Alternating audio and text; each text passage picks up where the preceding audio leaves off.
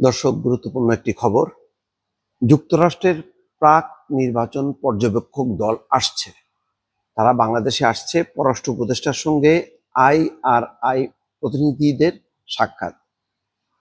এই যে প্রতিনিধি দল আসছে, তাদের দৃষ্টিভঙ্গি কি হবে, মনোভাব কি হবে, এগুলো তারা কিন্তু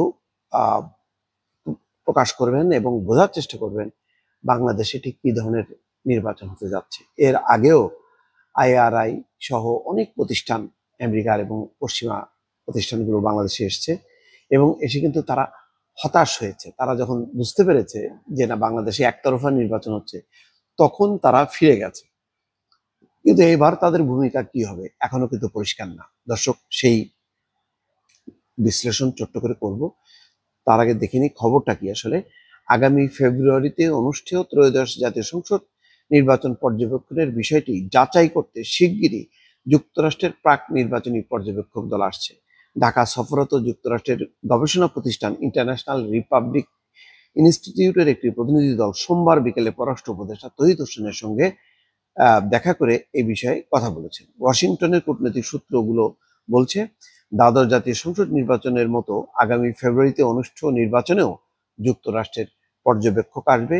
প্রেসিডেন্ট ডোনাল্ড ট্রাম্পের কৃচ্ছসাধন রীতি অনুসারে তহবিল কাটছাঁটের কারণে আগামী বছরের নির্বাচনে যুক্তরাষ্ট্র থেকে নির্বাচন পর্যবেক্ষক দলের কলেবরটি যেটা আসার কথা, সেটি হয়তো ছোট হবে, কিন্তু তারা আসবে। এখন কালকে তারা ৮ সদস্যের একটা প্রতিনিধি দল পররাষ্ট্র মন্ত্রণালয় উপদেষ্টার সঙ্গে দেখা করেন। এখন কয়েকটা প্রশ্ন আছে গুরুত্বপূর্ণ। এর আগে তারা যেমন এসে হতাশ হয়েছে শেখ হাসিনার সময়, এবারের পরিবর্তিত প্রেক্ষাপটটা কি? পরিবর্তিত প্রেক্ষাপটটা হলো এই যে বাংলাদেশে এখন আইন অনুযায়ী আওয়ামী লীগের কার্যক্রম নিষিদ্ধ। প্রধান নির্বাচন কমিশনার বলেছেন যে আওয়ামী লীগ নির্বাচনে অংশগ্রহণ করতে পারবে না। সরকারও বলেছে বিচার শেষ না হওয়া পর্যন্ত আওয়ামী লীগের কার্যক্রম নিষিদ্ধ থাকবে।